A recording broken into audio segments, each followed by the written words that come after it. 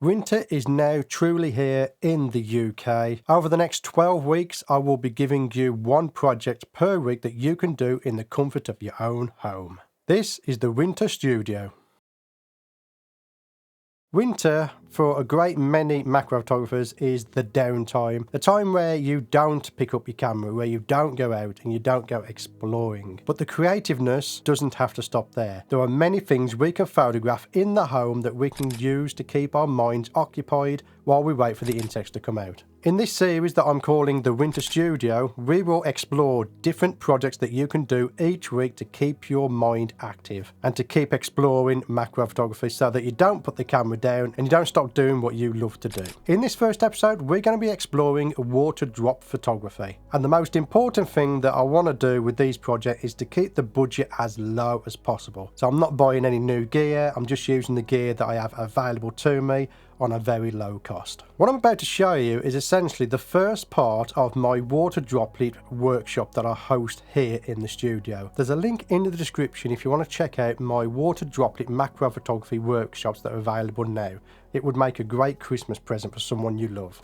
In this particular project, we're going to be using feathers. Now, you could add water droplets to anything. Everything's better with a water drop on it. Feathers are great because you can pick them up from a duck pond. You can also buy them off Amazon if you wish to. They're cleaner. That's about all there is, to be honest with you. I prefer, just as I'm walking around different areas, if I spot an interesting feather, I pick it up, pop it in my pocket and bring it home. So I have a packet full of feathers here, and the one we're going to work on is one of my favorites, which is this one.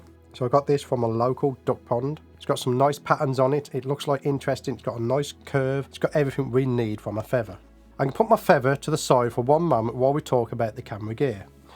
So in this video, I'm going to be using the OM Systems OM1 Mark II with the 90mm macro lens. And the reason I'm using this particular camera is because I want to take advantage of the high-res mode, which will produce an 80 megapixel image for us. But for this project, any camera with any lens will do. What I want you to do is to just be creative. So if you haven't got a macro lens, be creative with the gear that you have to get the shot that you want. We are, of course, going to be placing this onto a tripod. Now, I use Suri tripods, but again, you can use any tripod. You don't even have to use a tripod. You can just put it on the desk if you want to. You can do it handheld. However, you're going to have to adjust the settings if you are handheld to get a sharp image. So just to make you aware, I am outputting my EVF to this monitor. You don't need to do that. I'm only doing it so I can record the EVF and you can see exactly what the camera's seeing. So you can just use the screen. What I like to do, and what I want to teach you here, is the most simplest method of getting a creative shot with the minimum of effort and gear. And that is simply to take a feather and place it on your desk. So you want a desk of some sort, so a living room desk, a kitchen desk, anything like that. What we don't want is a cluttered background. So I'm going to take my camera and we're going to point it down towards the desk. If you're on a tripod, turn off IS. We don't want IS if you're on a tripod. And I'm also going to go into manual mode on the focusing, and then I will focus on the desk. I love this macro lens. This is the 90mm from Olympus, but I hate the focusing ring on it. Kind of focuses in steps rather than it being smooth. I'm going to have to check my settings in case we can adjust that. Anyway, I digress. Let's move on. So what I'm going to do is place the feather down on the desk. There we go. And I would focus in the middle. Something like that. So we got a feather on the desk. Oh, and by the way, the hardest part of this project is not breathing too heavily on the feather, because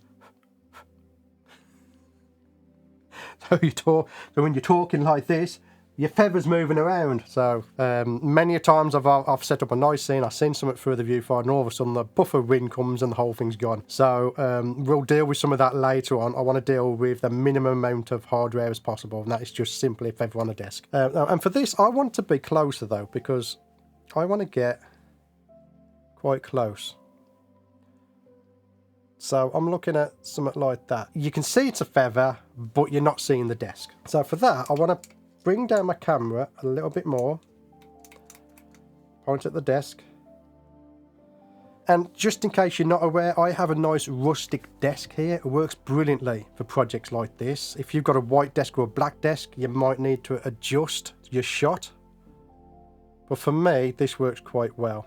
And what I'm going to do is the centre of the feather, I'm going to have it come in from one corner and go out. Yeah, near enough like that. And again, we are doing a high-res mode, it's an 80 megapixel image, so we are able to crop in if we wish to. And I'm going to focus on the centre of the feather, so you can see how we're sweeping up and down. I'm just going to take an image, but before we do that, I want to set the camera up. Yeah, the first thing I want to do is set a timer. Silent 2-second timer. And I'm just looking at my other settings. So we got F5, and that's because I'm in macro mode on my lens. We have a +7. So we're slightly overexposed there. Let's bring it down a little bit. So it's 1/3 of a second now. 2-second timer. Our white balance is set to flash, which is 5500 Kelvin at the moment. Now these lights I have on at the moment are 5500 Kelvin, so it's close enough, but we're going to talk about that in a minute. So all I'm going to do now is I'm going to turn off the high-res mode to begin with, because I don't want to be setting I don't want to be taking high-res mode shots when I'm just setting up. Okay, so let's take a shot now. And there's our shot. Now, I'm just using my video lights. You would use ambient lights at this point. So if you're in the kitchen or living room, you've got a window, preferably with a net curtain to help diffuse the light, then you would use that. And what we can do here is, if you haven't got any lights at all to be creative, you can be creative with your white balance. So if I change my white balance now to incandescent, which is 3000 Kelvin, it goes blue. Take another shot.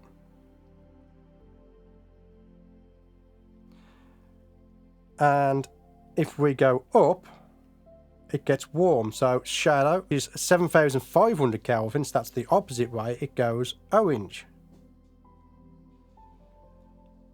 So essentially, just by changing our white balance, we can affect how the image looks. Now you can do this in post as well if you're shooting in RAW, so don't worry about it right now.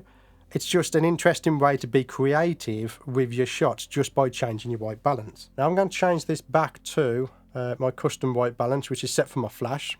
And again, it's set for the lights in here as well. So again, that is one way of being able to change the colour of the scene if you want to. And again, I know there's going to be keyboard warriors in the bottom. You can do it in post as well. I want to show you everything as much as possible in camera. So we now have a nice scene where we have a swooping curve that's coming in from one side up to the corner of our image. So the next is to add a water droplet. I use a diabetic syringe for my water droplets. It was given to me by a good friend a few years ago, and this has lasted me years. So if you can get hold of one of these, they're probably the best ones to do. You can buy blunt syringes off Amazon. They're not as good. The water sticks to the syringe, so you will have difficulty with that. Or you could use a toothpick, or if you're really skint like I am, you can always just use your finger, dip it in some water and drop the drop onto your scene. The only difference between this and, let's say, your finger, I'm going to stab myself in a minute. Let me just put that back on there, yeah, because you know how clumsy I can be. The only difference between this and using your fingers, that with this syringe, I can be more precise as to where the water drops go. So if you want more than one drop, you want 5 in a line, which again, I do teach on my workshop, you can get it more precise with a syringe than you can using your finger or a toothpick. What I've got to do now is find out where we want this to go. So we're looking, I think, there or here. I'm thinking there. I'm going to get a water drop out, and I'm doing this over the desk because as you can see there, it will drip, and we don't want that on our feather. So we want to produce a nice little drop, bring it over, make sure I'm roughly in the area I want to be, and just drop it onto our feather. And you can increase the size of the drop by adding another one. There we go. And that's it for your water drop. The water drop is added. So I'm going to take another picture.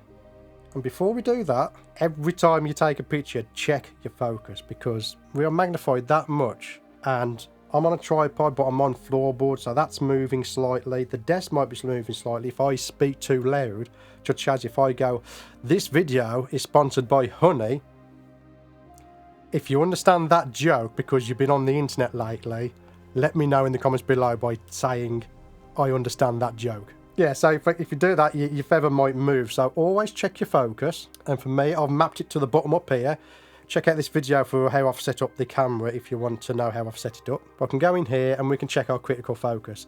And I'll be honest with you, it's looking okay. Now you can see the reflections of our lights. That's like Marmite, you either like it or you hate it. For this demonstration, it's perfectly okay. And to be honest with you, that's something I would fix in post anyway. I wouldn't bother fixing it now.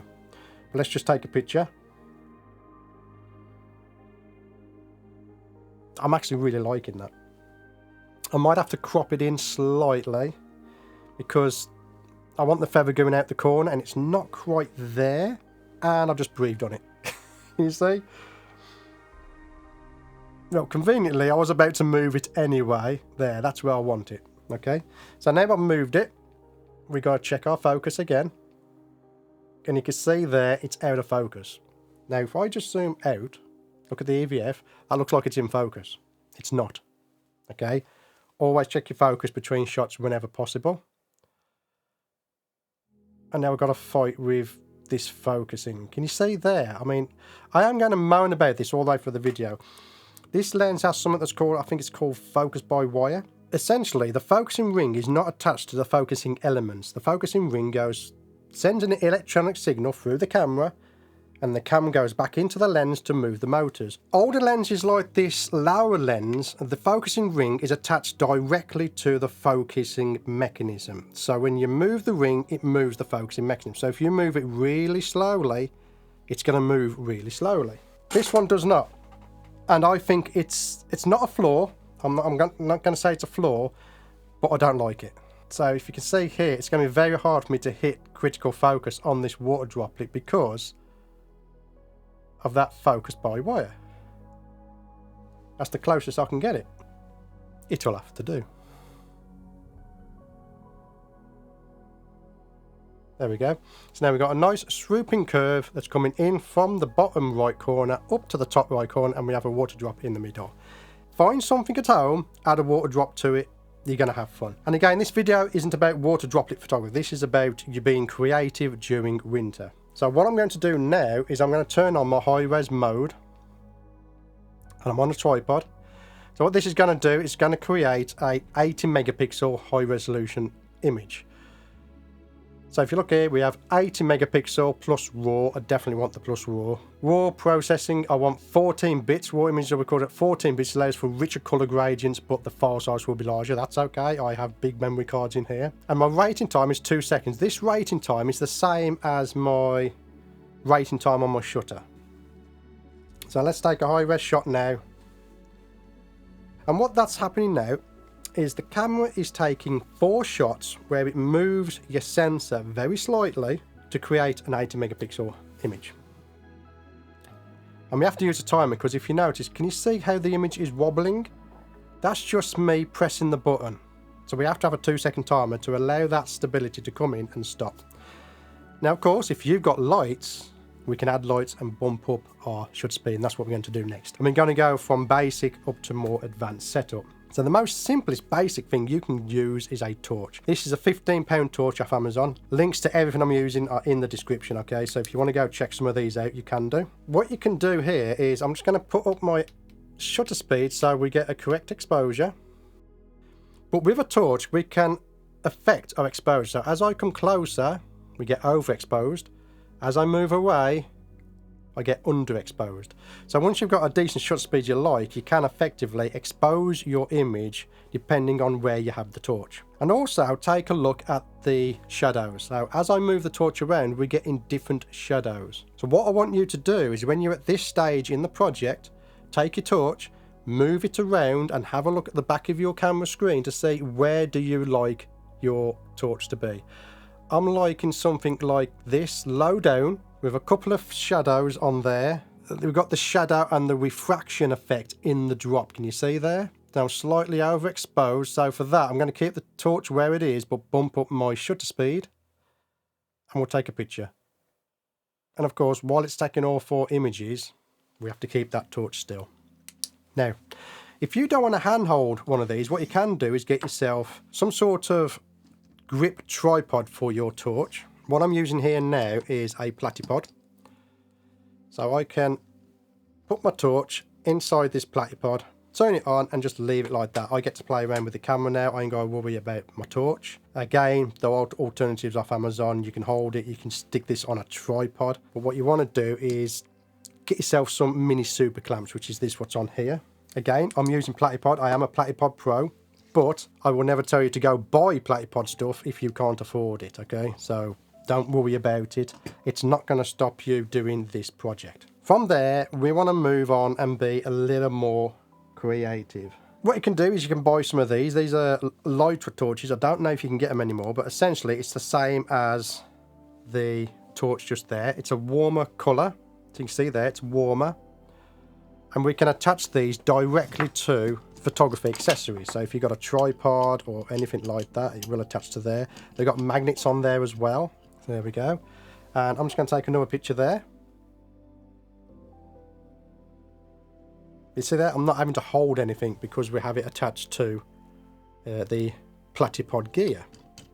So this is a Platypod Extreme with an elbow and a mini super clamp. What we want to do now is, this is where you ump up the gear. If you've got an RGB LED light panel, this is where you can start getting creative. If you haven't got one, get one. Currently, my favourite one I'm using here is the Lume Cube Panel Pro 2. Platypod did send me this to take a look at. I'm absolutely loving it, I really am. But essentially, we can start colouring our scene. So I do like blue at the moment. Blue and red. I do really like blue and red.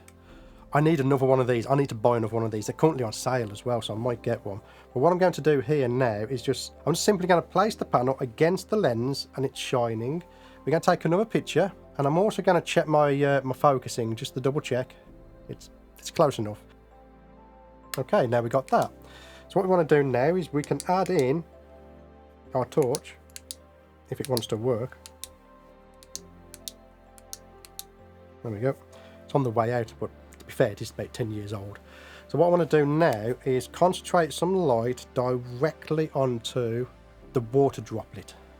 Just so the water droplet isn't quite as blue. And of course, if you've got more than one LED light, we can add more colour. So these are the Soonwell MT1 Magic Tubes. I love these. So what I can do here now is introduce some red colour. So my desk is starting to look like something out of Star Wars. The red is just... the red's overpowering. Let's turn that down. I'm simply just adjusting the dim on it. So now we've got a hint of red in there, look. Let's take a picture of that. Now let's put it all together. So we've got the red LED, the blue LED, we're going to have the torch. We're going to put it all together. You can see how I'm moving the torch around, trying to find something that I like. And I'm mostly looking at the refraction of the light in the water droplet. Okay. So this is the same image as the first image. Nothing has changed apart from the lighting. So if you can get lighting, be creative with lighting. It can change your image. What we're going to do now is take this image, we're going to throw it through Lightroom, and I'm going to put on one of my presets from my macro presets version 3. They work quite well for water droplets, and we get a result like this. Let's pack this away, because now we're going to do a different type of shot. We're going to be playing with water droplets. So instead of just having one, we're going to have multiple ones. Now for this, I will be using my Platypod gear. If you want to replicate this effect, then go down in the description below. You're going to find a link to some bingo clip holders. It's about £10 for 10 of them, and they'll do exactly the same job that I'm doing with the Platypod. It's less stable. You might be prone to knocking them down, but it's more cost effective at the moment. But of course, if you really get into this type of photography, get the Platypod gear. It's absolutely sound, it's solid, I've never broken a piece of it yet. So we're going to bring the camera up now, and I want it so it's a black background, which anything over there is going to be black because it's dark anyway. And what I want, see the curve, there's a curve on this feather. I want the curve coming in from this side, coming down, and we are going to put some water droplets onto it. Okay, let's find out where that is. Okay, so there's our feather at the moment. Bring down my shutter so you can see it better. And I want to do something just a little bit different here.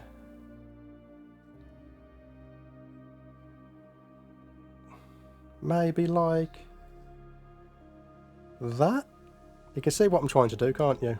There, something like that. It's going to be nice. So now you have to make a decision, and again, it's your decision, it's your image. Do we focus on the middle of the feather? Do we focus on the edge of the feather? I'm going to go for the edge, because we are going to be spraying water droplets onto this feather, so we want that edge to be nice and sharp. And to do that, we can just use a hairspray from a hair salon. This is for hair, so we can just spray that on. Okay, and we're going to get water droplets. Now your feather might move when you put the water droplets on it because you're adding weight to it. But for now, I am going to get a correct exposure. And again, to preview all of my settings, generally I'm going to do a correct exposure. According to the camera, it is a correct exposure. Now, we can't take that image because we're at 2.5 seconds. We are on floorboards. I've got the kids off school because it's Christmas. We're going to get a blurred image. Here's what happens if we take that image. It's blurred and it's also overexposed. Now pause the video, go in the comments below and tell me why is that overexposed. Right, the reason it's overexposed is because the camera is metering for an 18% grey. With all the black that's in the background, that is confusing your camera's exposure meter. So effectively, it doesn't know. It's trying to expose for the blacks and the whites, and it can't do it. So this is where you have to be creative with your eyes. All I'm going to do is just look at the image I have and just go with whatever feels nice to me. That feels nice. 2 stops underexposed feels okay. And again, we're still at ISO 200. Again, you can bump up the ISO if you wanted to get a correct exposure. I want to keep it low because we are doing water droplets, and I don't like denoising my water droplet photos. You lose detail, especially if you're using feathers. But look at the bottom of the feather. Look at the bottom of the feather. It looks beautiful. Can you see this? It's like a flowing texture. That looks beautiful. What I want to do now is show you something else we can use for adding water droplets, and this is a mister. Again, link in the description. Now, Lee Hall put me onto this. Good friend of mine, and we can use this to build up our water droplets on our feather. Now it does take some time to build up, but it's very gentle. So if you've got something that is fragile, like a dandelion seed, we can use this to add water droplets to it very gently. I've also used this technique to add water droplets to my pet invertebrates, but I don't use it outdoors. One tip I can give you is always put more on than you think you need. And of course, because we put more water droplets on, our feather has changed shape slightly. So I'm just going to loosen the clamp and just redo that. So it's coming out of the corner. We're going to redo our focusing. So we've done that, and we're getting a beautiful shot of this feather that has water droplets on it. So what we can do now is again grab our panels, and we can add some extra colour in there. So here we're going to add blue. Let's bump up our shutter speed to compensate. We're going to add some red in there again. I expect you to be slightly more creative. Let's check critical focus now. Just there. So you've got a choice here. We can focus on those drops. We can focus on the ones at the back. Or indeed, we can do a focus stack. I'm not going to do that because I don't want to complicate it for you. And we'll take another shot. And this is where you want to start playing around now. Just take your light, move it around and see what you come up with. Oh, look at that. What have we got there? Got like a silhouette type thing going there, haven't we? Now conveniently I can stand up the light.